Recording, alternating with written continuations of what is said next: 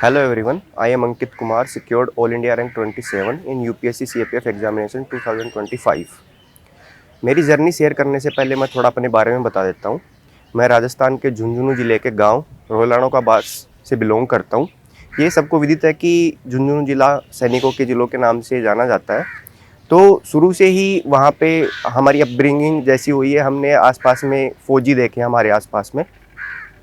तो जो एक वहाँ पे जो यंग लड़का होता है उसका ड्रीम होता है फौजी बनना, तो इसी ड्रीम पे हम चल पड़े थे। तो और जो मैं थोड़ा अभी सीएपीएफ एग्जामिनेशन के बारे में बता देता हूँ कि जो सीएपीएफ एग्जामिनेशन होती है वो यूपीएससी कंडक्ट करवाती है। और इससे जो भी पैरामिलिट्री फोर्सेज होते हैं उसमें असिस्टेंट कमांडेंट बनते हैं, जो कि इक्विवेलेंट होता है डीएसपी और एसीपी के। तो ये ग्रुप ए गजेटेड ऑफिसर बनने के लिए एक अच्छी एग्जामिनेशन है।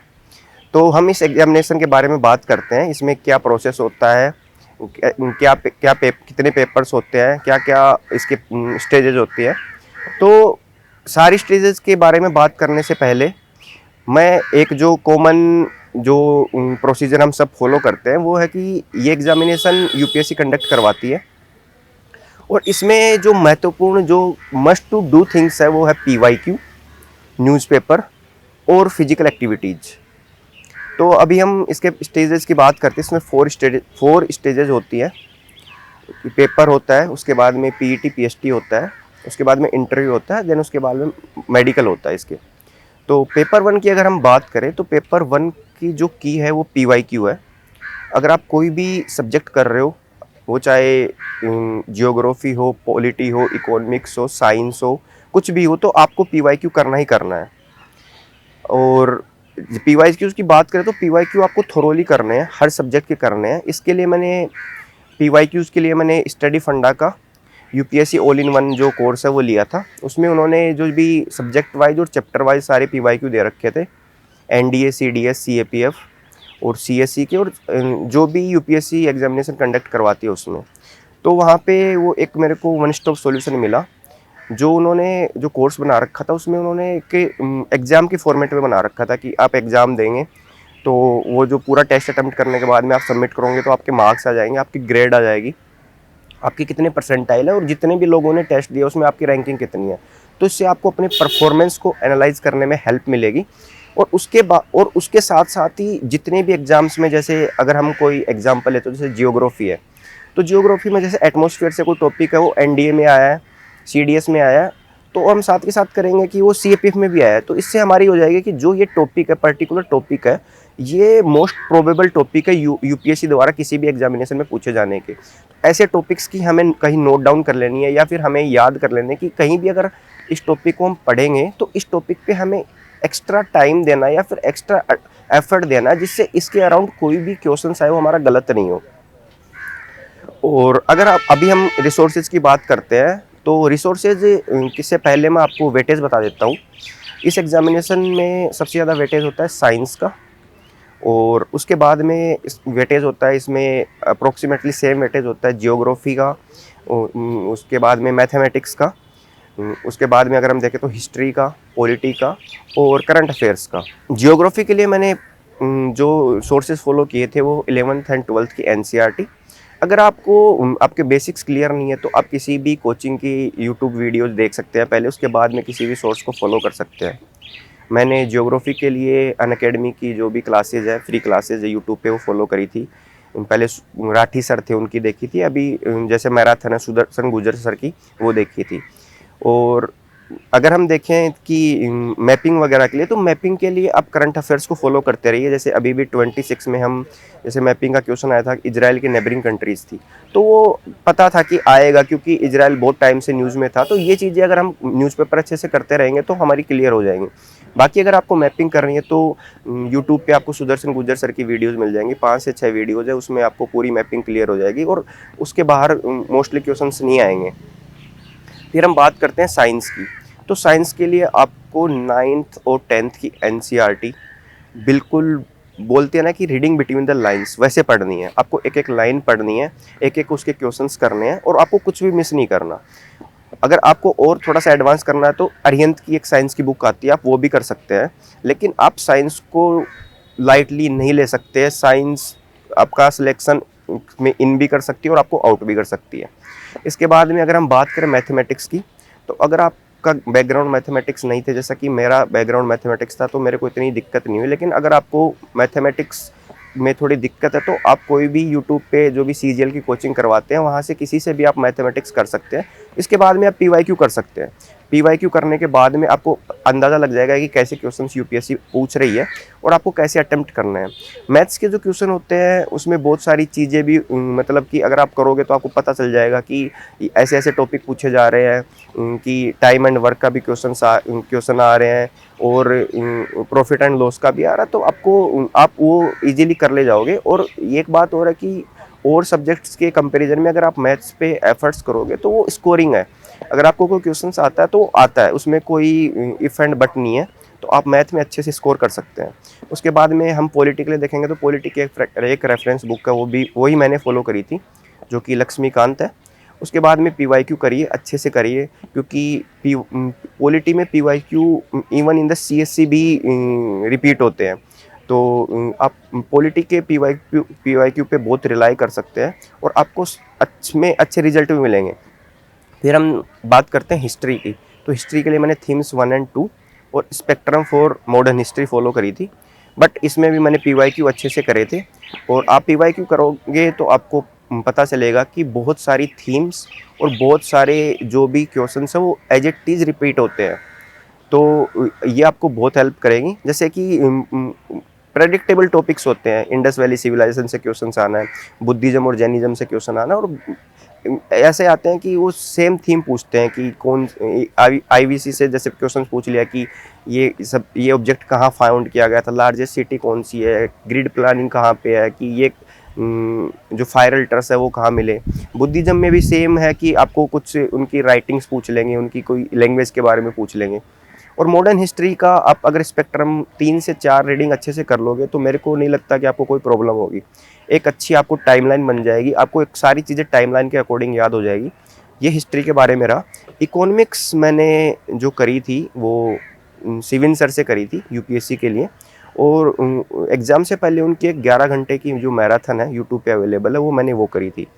तो वो मेरे बहुत हेल्पफुल हुई वो वीडियो। और इकोनॉमिक्स में मेरे ऑलमोस्ट लगभग सारे क्वेश्चन सही थे, थैंक्स टू सिविन सर। तो ये हो गए पेपर 1 के सारे रिसोर्सेज के बारे में। अब हम चलते हैं पेपर 2 की ओर। तो पेपर 2 में आती हैं 6 ऐसे होते हैं, उसमें से 4 हमें लिखने होते हैं, 2 आर्गुमेंट राइटिंग होती है, 2 रिपोर्ट राइटिंग होती है, फिर प्रीसी राइटिंग होती है, कॉम्प्रिहेंशन होता है और ग्रामर होती है। पेपर 2 की जो की है वो मेरे को लगता है कि न्यूज़पेपर है। अगर आप न्यूज़पेपर करते रहोगे तो जो आपकी कॉम्प्रिहेंशन की और जो राइटिंग और रीडिंग की जो एबिलिटी है वो बढ़ जाएगी। आपको कैसे, जैसे अगर आप न्यूज़पेपर फॉलो करोगे तो अगर आप जैसे इंडियन एक्सप्रेस पढ़ोगे तो आपको पता लगेगा एडिटोरियल कि कैसे ऑथर इंट्रोडक्शन लिखते हैं, कैसे कंक्लूजन लिखते हैं, कैसे बीच में हम फैक्ट्स ऐड कर सकते हैं। इंडियन एक्सप्रेस के एक जैसे ओपिनियन पेज आता है तो उस पर भी कई बार जैसे कोई भी टॉपिक हीटेड टॉपिक है तो उसके फॉर एंड अगेंस्ट में भी लिखा होता है सारी चीज़ें, कि जैसे एक ऑथर वो लिखेंगे कि ये कैसे बेनिफिशियल है सोसाइटी के लिए, एक वो बोलेंगे कि कैसे बेनिफिशियल नहीं है। तो ये चीज़ें हमें आर्गूमेंट राइटिंग करने में बहुत ज़्यादा हेल्प करेंगी। आप इस पर बिल्कुल रिलाई कर सकते हैं। और जैसे एक हम एक्सप्लेन सेक्शन होता है इंडियन एक्सप्रेस में, तो वो हमें मतलब कोई भी टॉपिक होता है उसको कैसे क्रिटिकली एनालिसिस करते हैं, कैसे उसको उसमें जो पॉइंट्स हैं उनको हम कैसे यूज कर सकते हैं, उसकी सारी डायमेंशंस को कैसे यूज कर सकते हैं, कैसे कोई भी टॉपिक है उसकी कितनी डायमेंशंस है, हर एक डायमेंशंस के बारे में हम जान सकते हैं, तथा अपने अकॉर्डिंगली हम उन फैक्ट्स को, उस डेटा को, उस इंफॉर्मेशन को हम पेपर 2 में यूज कर सकते हैं। और अगर हम न्यूज़पेपर रीड करते रहेंगे तो जो हमारी जैसे प्रीसी राइटिंग है, तो प्रीसी राइटिंग में हमारी जो एक पैराग्राफ को पढ़ने की जो रीडिंग की जो एबिलिटी है वो बहुत अच्छी हो जाएगी। हमारा सबकॉन्शियस माइंड उस हिसाब से उन चीज़ों को ग्रैब करने लग जाएगा कि इस पैराग्राफ में मेरे को कौन सी चीज़ इंपॉर्टेंट है मेरे लिए, तो हम सिर्फ वही चीज़ लिखेंगे प्रीसी राइटिंग में, क्योंकि प्रीसी राइटिंग में हमें 1/3 लिखना होता है। तो ये चीज़ें प्रीसी राइटिंग में भी हेल्प करेंगी। कॉम्प्रीहेंशन में भी सेम चीज़ है कि हमें एक पैसेज होगा, उससे क्वेश्चंस होंगे और हमें उसके आंसर करने हैं। तो अगर आप लगातार किसी चीज़ को रीड करते रहोगे तो हमारा जो माइंड है वो चीज़ें, जैसे जो कोई भी क्वेश्चन हमें पूछा तो उसका आंसर हमें ऑटोमेटिकली पता चल जाएगा कि मैंने ये लाइन पढ़ी थी। उसके बाद में आप अपने अकॉर्डिंग उस आंसर को मोल्ड कर सकते हो, उसके बारे में लिख सकते हो। रही बात ग्रामर की, तो ग्रामर के लिए मैंने टोटली रिलाई किया था पीवाईक्यू पे। मैंने पहले भी बोला था कि पीवाईक्यू इज़ द की, तो पीवाईक्यू पे मैंने रिलाई किया। और पैटर्न पेपर 2 में ग्रामर का पीवाईक्यू का पैटर्न सेम रहता है। इडियम एंड फ्रेजेज होती हैं, वो घुमा फिरा के वहीं पूछते हैं। जो एरर फाइंडिंग होती है वो भी उनकी बेसिक एरर होती है, इतना कुछ हार्ड एरर नहीं होती है जो अदर एग्जामिनेशन में आती है। वैसे अगर आप पीवाईक्यू अच्छे से कर लोगे तो आप पेपर 2 की ग्रामर में 25 में से आप लगभग 20 नंबर आराम से प्राप्त कर लोगे। और ये हो गया हमारा पेपर 1 और पेपर 2 की बात। अगर अगली स्टेज इसमें है वो है physical standard test and PET. Physical standard test में हमारी हाइट, वेट और चेस्ट का मेजरमेंट होता है। इसका क्राइटेरिया बॉयज़ एंड गर्ल्स के लिए अलग अलग है। इसके बाद में होता है पीईटी। तो मैंने पहले भी बोला है कि फ़िज़िकल फ़िटनेस इस एग्ज़ामिनेशन में बहुत ज़रूरी है। और इसका मैं एक एग्ज़ाम्पल देखता हूँ कि 25 में अप्रोक्सीमेटली 1800 स्टूडेंट को ने रिटन क्वालिफ़ाई किया, लेकिन जो इंटरव्यू की कॉल थी वो ओनली 1000 स्टूडेंट्स को ही आई। तो लगभग 45 से 50% जो कैंडिडेट्स थे वो डिस्क्वालीफाई हो गए फिजिकल स्टैंडर्ड टेस्ट और पीईटी टेस्ट में। क्योंकि इसका एक रीज़न था कि कई लोग जो सिविल सर्विसेज की प्रिपरेशन कर रहे होते हैं वो इसको ऑप्शन बी समझ के इस एग्ज़ाम की तैयारी करने लग जाते हैं। तो वो इतने हार्ड से स्टडी करते हैं तो अपनी फिजिकल हेल्थ को या उसके लिए टाइम नहीं दे पाते, वो उनके लिए जस्टिफाइड भी है। लेकिन अगर आप इस एग्ज़ामिनेशन को ऑप्शन बी की तरह ट्रीट कर रहे हो तो आपको ज़रूरी है कि आप अपनी फिजिकल फिटनेस पे ध्यान दोगे, क्योंकि जैसे ही फिजिकल की डेट्स आई तो बहुत सारे कैंडिडेट है वो प्रिपरेशन करने लगे, लॉन्ग जंप करने लगे। तो किसी के एंकल में इंजरी हुई, किसी के नी में इंजरी हुई। तो आपको एक बेसिक अपनी फिजिकल हेल्थ बना के रखनी है। आपको सुबह रनिंग कर लेनी है, बॉडी वेट एक्सरसाइज कर लेनी है, जिससे आप मेंटली और फिजिकली फिट रहोगे। जो जो हमारी कई बार जैसे जो चीज़ें जैसे हमारे एंजाइटी हो जाती है, बीपी के इश्यूज होते हैं, तो वो सारी चीज़ें आप अगर आप रनिंग करते रहेंगे टाइम से तो आपको फेस करने को नहीं मिलेगी। और पीईटी में इवेंट होते हैं। सबसे पहले 100 मीटर होता है इन 16 second for boys and 18 second for the girls. उसके बाद में 800 मीटर होता है 3 मिनट 45 सेकेंड बॉयज़ के लिए और 4 मिनट 45 सेकेंड गर्ल्स के लिए। उसके बाद में लॉन्ग जंप होती है। तो लॉन्ग जंप थोड़ा टेक्निकल इवेंट है। इसमें आपको कई बार जो लाइन फाउल का भी डर रहता है, कई बार लैंडिंग का डर रहता है, कई बार जैसे हार्ट पीछे टच हो गए। तो ये एक थोड़ा सा टेक्निकल इवेंट है और आपको इसके अकॉर्डिंग ही आपको प्रिपेयर करना चाहिए। तो इसमें 3.5 मीटर बॉयज़ के लिए होती है एंड 3 मीटर गर्ल्स के लिए होती है।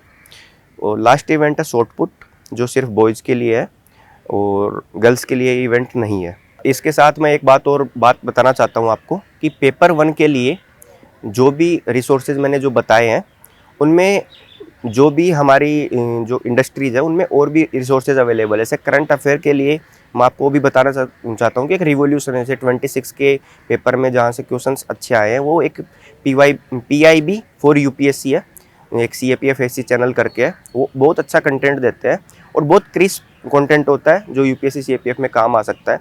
इसके अलावा टिट्स बिट्स मैगजीन है, आप उनको भी फॉलो कर सकते हैं। और जो भी कोचिंग है जैसे कि जो AVKS अकेडमी हो गए, जो वो अपनी जो यूट्यूब की वीडियोज लाते हैं, इनको भी आप फॉलो कर सकते हैं। कोई हार्ड एंड फास्ट जो रिसोर्सेज नहीं है। सबसे पहले आपको डिसाइड करना पड़ेगा कि कौन से टॉपिक पे या कौन से सब्जेक्ट में आप वीक हो। आप अपने हिसाब से स्ट्रेटजी बनाओ। ये सिर्फ एक साइड बाय साइड आपके कॉम्प्लीमेंट्री रिसोर्सेज है, आप उनको अपनी प्रिपरेशन में ऐड कर सकते हो, लेकिन एट द एंड आपको अपनी स्ट्रेटजी अपने हिसाब से ही डिसाइड करनी पड़ेगी। इसके साथ ही ये मेरा यूपीएससी CAPF का 3rd अटैम्प्ट था। सबसे पहले मैंने 2023 में अटैम्प्ट दिया, उसमें मेरा पेपर 1 भी क्लियर नहीं हुआ था। 2024 में मेरा पेपर 1 हो गया था लेकिन ओवरऑल कट ऑफ क्लियर नहीं हुई थी। और 2025 में मेरी AIR 27 है। तो जो मैंने 3 अटैम्प्ट में सीखा या फिर पहले जो 2 अटैम्प्ट में सीखा वो आपको मैं बताना चाहता हूँ कि वो गलतियाँ आप ना करें। सबसे पहले जो मैंने पहले भी बताया कि सबसे पहले मेरे को PYQ ऐसे लगते हैं कि क्वेश्चन आंसर है। PYQ क्वेश्चन आंसर नहीं है। PYQ एक एक्सेस है कि यूपीएससी कैसे क्वेश्चन पूछेगी आपसे। आपको अपने माइंड को कैसे प्रिपेयर करना है यूपीएससी एग्जामिनेशन के लिए। हम बहुत सारे रिसोर्सेज के पीछे भागते रहते हैं, हम बहुत सारी बुक्स इकट्ठा कर लेते हैं, लेकिन जो एक कोर जो रिसोर्सेज है, जैसे हम पीवाईक्यू है, हम उसको टैप नहीं करते हैं कई बार कि ये तो क्वेश्चन आंसर है कि रट लिए, वो चीज़ नहीं करनी है। आपको कोई भी क्वेश्चन है उसकी लैंग्वेज, यूपीएससी कैसे लैंग्वेज पूछती है, क्या कीवर्ड यूज़ करती है यूपीएससी, और कैसे कोई भी यूपीएससी किसी क्वेश्चन को अगर उसको सही करवाना है, कोई भी क्वेश्चन को उसको गलत करवाना है, तो स्पेशल क्या टर्म यूज़ कर रही है, क्या उसके सेंटेंस फ्रेमिंग की उसकी है, कितनी वो लेंथ में क्वेश्चंस पूछ रही है। तो ये बहुत सारी जो ट्रिक्स हैं, और ऑफ कोर्स ये ट्रिक यूपीएससी के पेपर में काम करती है। तो सबसे पहले आपको पीवाईक्यू बहुत थोरोली करने हैं। आपको हर जो भी यूपीएससी जो भी एग्ज़ाम करा रही है उसके पीवाईक्यू करने हैं। दूसरा, अपनी जो अपना जो माइंड उसको डाइवर्स करना है, आपको अच्छी अच्छी चीज़ें सीखनी है, क्योंकि कई बार हमारा माइंड लिमिटेड होता है। हम सिर्फ वही चीज़ें कर रहे होते हैं जो हमको लगता है कि ये पेपर के लिए यही चीज़ें नहीं होती हैं। क्योंकि अगर आप बहुत सारी चीज़ें करोगे, आप थोड़े से चीज़ों को सुनेंगे, अच्छे लोगों को सुनेंगे, तो आपको पता चलेगा कि बहुत सारी चीज़ें हैं सीखने को, और ये जो सीखी हुई चीज़ें आपको कहीं ना कहीं ज़रूर हेल्प करेंगी। मैं आपको एक एग्जांपल देता हूँ। मैं रनिंग कर रहा था सुखना लेक पे चंडीगढ़ में, तो उस टाइम मेरे एक इंजरी हो गई थी। तो वो इंजरी के कारण मैं थोड़ी स्ट्रेचिंग कर रहा था, तो वहाँ पे एक अंकल जी बैठे थे। तो बेटा क्या स्पोर्ट्स है, क्या इवेंट है आपका? तो मैंने बोला कि अंकल जी मैं तो सिर्फ फिटनेस के लिए करता हूँ। तो उन्होंने पूछा कि इंडिया में आपको क्या लगता है स्पोर्ट्स का क्या फ्यूचर है? तो मैंने बताया कि ठीक है, अच्छे हम कर रहे हैं। लेकिन उन्होंने बताया कि बेटा गाइडेंस की अभी थोड़ी कमी है, मोटिवेशन है हम मानते हैं, यहाँ पे टैलेंट भी है। पर उन्होंने 2-3 चीज़ें और भी बताई मेरे को। तो और लेकिन एक्चुअल इंटरव्यू में सेम, मतलब कि यूपीएससी के इंटरव्यू में मेरे से बोर्ड में मैंने ये चीज़ पूछी कि अंकित आप इतना स्पोर्ट्स खेलते हो, तो आपको क्या लगता है कि इंडिया में इतने मेडल्स की कमी क्यों है? तो जो मेरा अंकल के साथ डिस्कशन हुआ था, हेल्दी डिस्कशन, मैंने वो यूपीएससी मेंबर्स को बताया, और मेरे को लगता है कि इस जो आंसर था ये बहुत अच्छा आंसर मैंने दिया।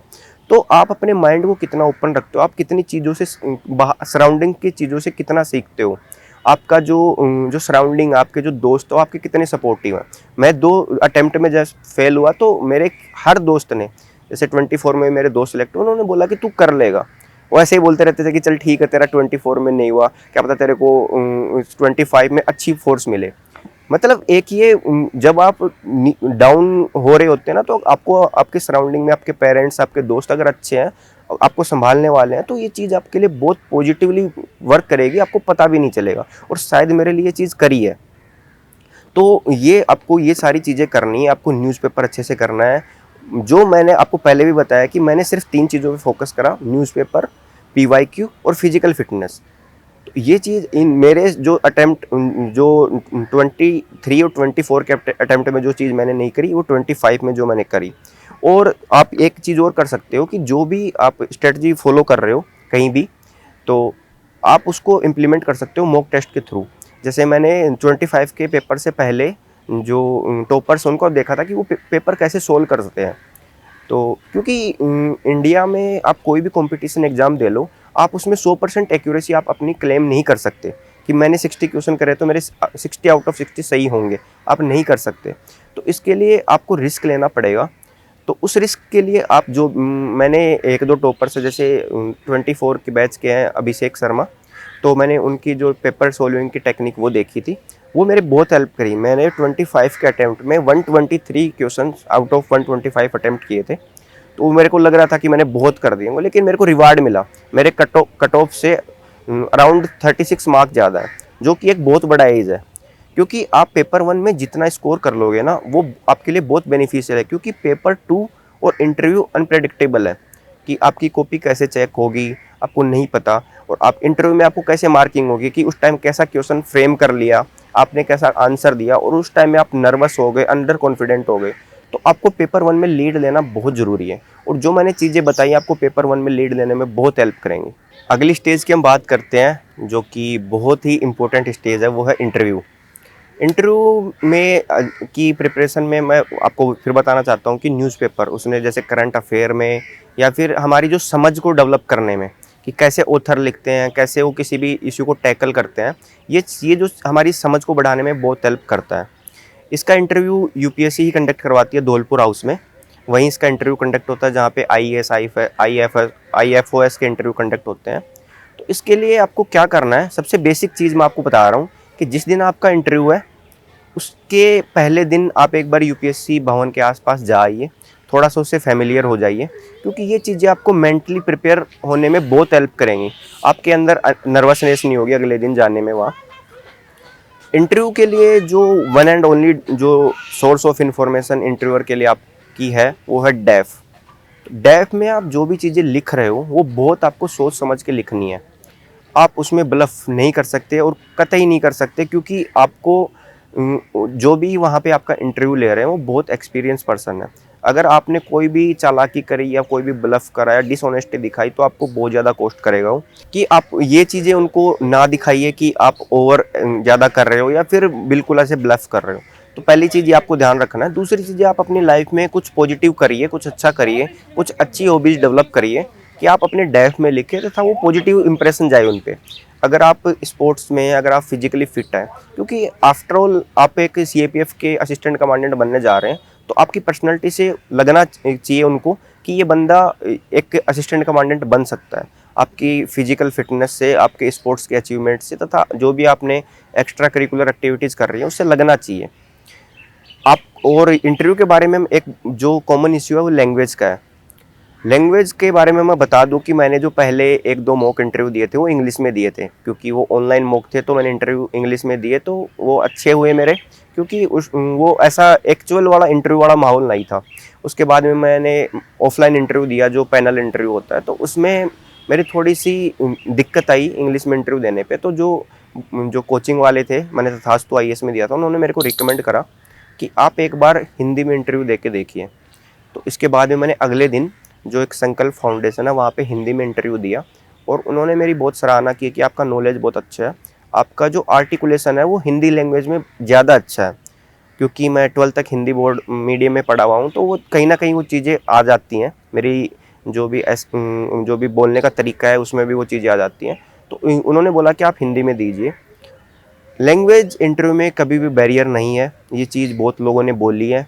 एक राकेश निकल सर है, उन्होंने भी मेरे को ये बात बोली थी कि इंटरव्यू में लैंग्वेज बैरियर नहीं है, इंटरव्यू आपकी पर्सनैलिटी का टेस्ट है। आपकी आपके अंदर कितना नॉलेज है, आप किसी भी सिचुएशन में कैसे रिएक्ट करते हो, आपकी कॉमन अंडरस्टैंडिंग कैसे है, आप एक्चुअल में वर्दी हो कि भी नहीं कि आप किसी भी कंपनी को लीड कर सकोगे, तो आप अपने मतलब मेंटली और आप मेंटली रेडी हो कि नहीं। तो ये सारी चीज़ें हैं, तो आप ये सारी चीज़ें इंटरव्यूअर को किसी भी लैंग्वेज में डिलीवर कर सकते हो। ज़रूरी नहीं है कि आप इंग्लिश में ही दोगे। और एक जो बन रखा है कि बायसनेस होती है, ऐसा कुछ भी नहीं है। इस बार मैंने इंटरव्यू में 101 स्कोर किया है, जो कि इस बार के इंटरव्यू के मार्क्स के हिसाब से बहुत अच्छा स्कोर है। तो आप कभी भी लैंग्वेज को बैरियर ना मानिए, आप अपनी जो भी नॉलेज है उसको शार्पन करने में लगे रहिए।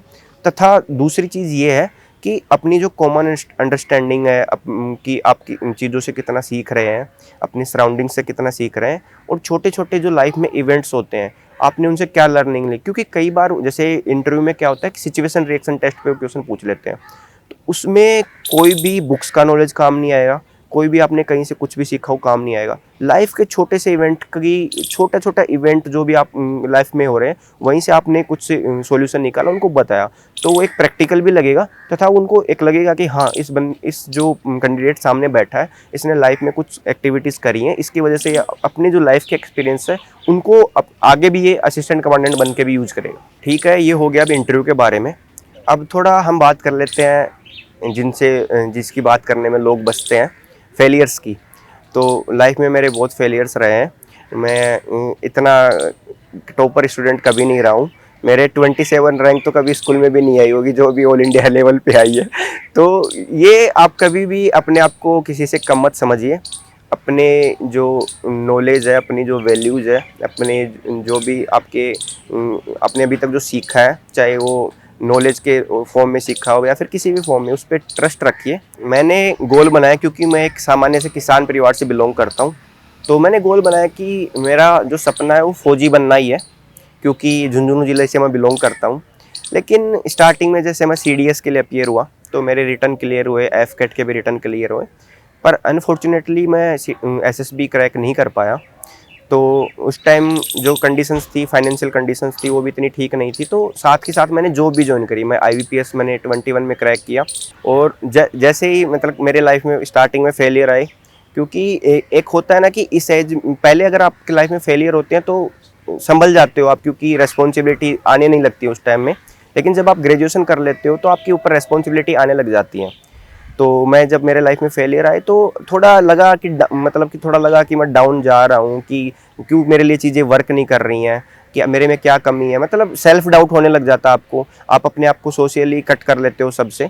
लेकिन ये चीज़ें, फेलियर आपको मानना पड़ेगा कि आप कोई भी सक्सेसफुल इंसान है, failure is the part of life. ये सब बात सही बोलते हैं, ये मैंने फील भी करी है। तो फेलियर से हमें चीज़ें सीखनी चाहिए कि मैंने जैसे अभी शेयर किया कि मेरे 2 अटेम्प्ट से मैंने क्या सीखा। तो हमें फेलियर से सीखना चाहिए कि मेरी क्या कमियां रह गई, मेरे को कहाँ इंप्रूव करना है, और अपनी जो स्ट्रेंथ और वीकनेस है, जिसको हम स्वॉट एनालिसिस बोलते हैं, वो हमें करना चाहिए कि पिछले अटेम्प्ट में मेरे से ये चीज़ें गलत हुई, अब मैं ये करूँगा।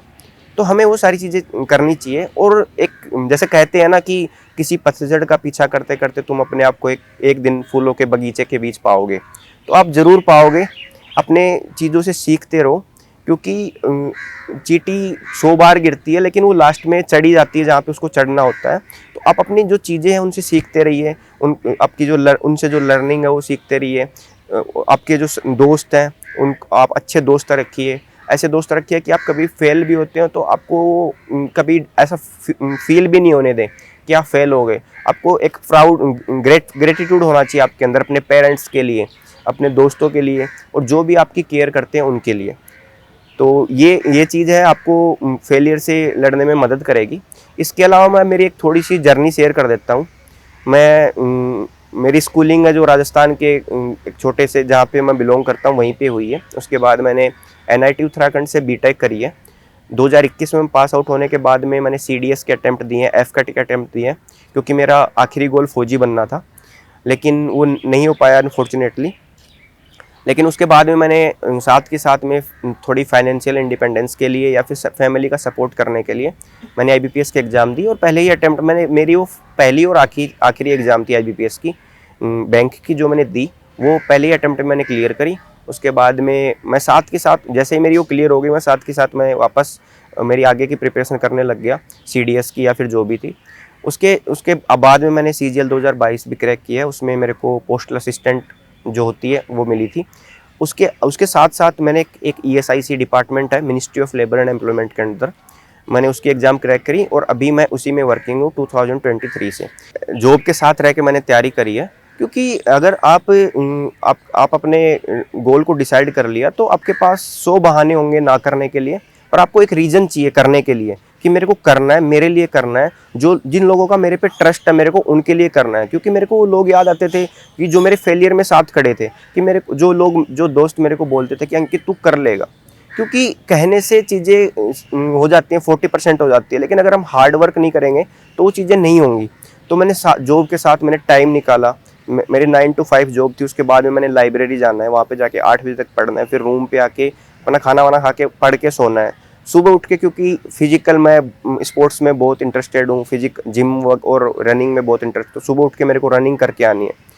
क्योंकि एक बैलेंस्ड आपकी टाइम टेबल रहेगा तो आपके अंदर एक डिसिप्लिन रहेगा। वो बोलते हैं ना कि motivation is temporary, discipline is permanent. तो आपको ये चीज़ें बहुत ज़्यादा आपको अपनी लाइफ में एक पॉजिटिव इम्पैक्ट क्रिएट करने में हेल्प करेंगी।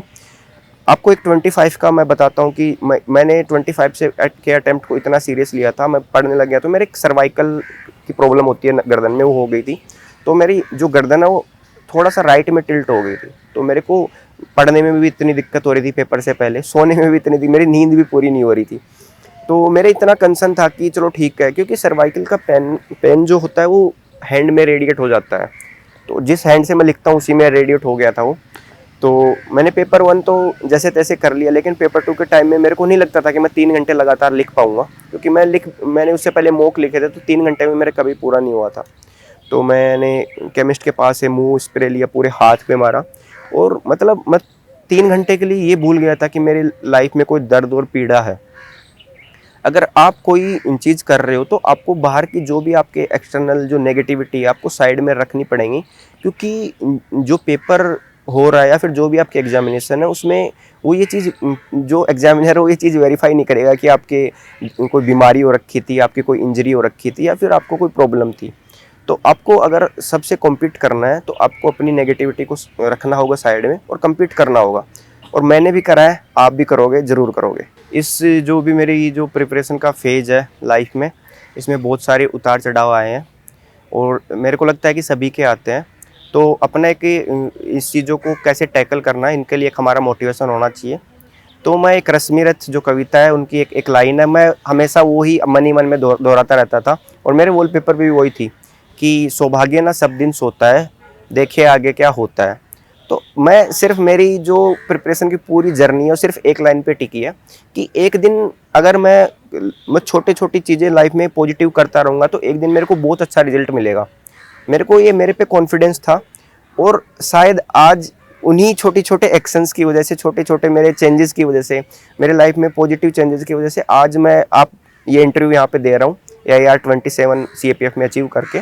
तो आपको लाइफ में क्या करना है कि कभी भी जो चीज़ें आपको लग रही हैं कि ये बोरिंग चीज़ें हैं, ये नहीं करनी, उनको आप अच्छे से अपने हिसाब से करिए। स्टार्टिंग में सारी चीज़ें बोरिंग लगती हैं आपको। कई बार हम स्टार्टिंग में, जैसे कई लोग होते हैं कि 10 घंटे पहले दिन ही बैठ गए तो अगले दिन बैठ भी नहीं पाते। छोटी छोटी चीज़ें करिए। जैसे मैं जॉब के साथ मैं 4 घंटे ही दे पाता था प्रिपरेशन को, सैटरडे संडे में अच्छा कर लेता था।